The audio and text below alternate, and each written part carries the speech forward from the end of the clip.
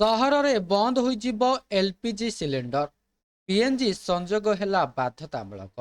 तेरे कौन रही संपूर्ण अपडेट आसतु जाना ता पूर्व चैनल रे नुआ थिले चैनल टी को सब्सक्राइब कर रखु एमती गुरुत्वपूर्ण अपडेट सबुठु प्रथमे पाइबा। युद्ध जोगु एलपीजी वितरण सारा देश में सांघातिक भाव प्रभावित होइछि। एही अभाव को मेंटाइबाकू केंद्र सरकार विकल्प योजना प्रस्तुत करुछंती। एही निर्देश आधार में आगकू राज्यर सहरांचल रे एलपीजी सिलेंडर वितरण बंद करिवे सरकार। यह बदल में उपभोक्ता को पीएनजी कनेक्शन जोगाई दियाजिबो। मध्यप्राच्य रे युद्ध परिस्थिति देश में संकट स्थिति आनिछि। चारिआडे इंधन और शक्तिर अभाव को नहीं चिंता बढ़ुछि। ओडिशा रे गैस अभाव जोगु साधारण ग्राहक हंतसंत हेउछंती। गैस डिपो सामने लंबा लाइन रे घंटा घंटा धारी करी छिड़ा हेउछंती लोके।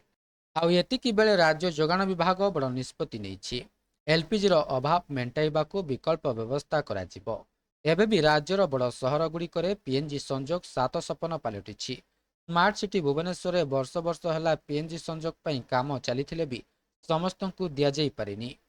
एपर्यंत मात्र 40% राजधानीवासी को पीएनजी संजोग दिया जाइछि। पाखापाखि 60% लोक एलपीजी व्यवहार करुछंती।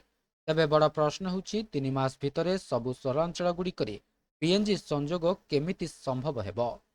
पीएनजी संजोग पई सहर गुड़िकरे यथेष्ट भित्तिभूमि अछि तो राशन कार्ड भली एलपीजी नेतिबा हिताधिकारींकर हेबो ई केवाईसी। केही काहा नारे गैस नहीं पारिबेनी। मृत व्यक्तिंक नारे थिबा गैस संजोगकरण को बाद दियाजिबो। तेबे यह थिला संपूर्ण अपडेट।